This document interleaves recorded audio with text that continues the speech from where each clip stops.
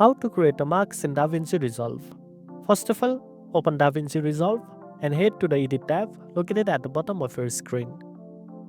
This is where you can organize and arrange your footage for the next step.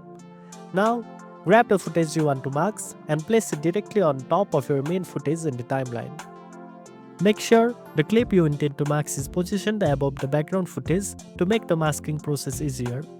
Once that's done, head over to the color page to start working on your marks. This is where all the magic happens. Make sure the footage you are working with for masking is selected. If you don't select the correct clip, the changes won't be applied to the right footage. Once selected, navigate to the nodes panel and click on the node of the selected clip.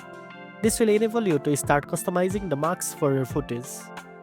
Now, click on the Marks tab in the middle panel. This is where you will choose the type of marks that best suits your needs.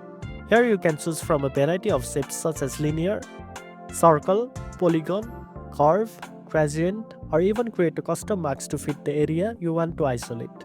For this example, I am selecting the circle. Next, position and size the marks accordingly by dragging the edges. You can fine-tune its placement and size to match the area you want to isolate. If you want to see the marks in full view, press Shift+F.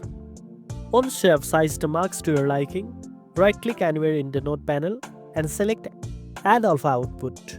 This is an important step because it tells DaVinci Resolve that you are working with an alpha channel, which is used for transparency and masking. Finally, click and drag this small blue rectangle from the node to the new alpha output. This will establish the connection between your node and the alpha channel, completing the masking process. And that's it. Now you know how to create marks in DaVinci Resolve. If you found this very helpful, don't forget to like, share and subscribe for more tech tips. Thanks for watching and I'll see you in the next one.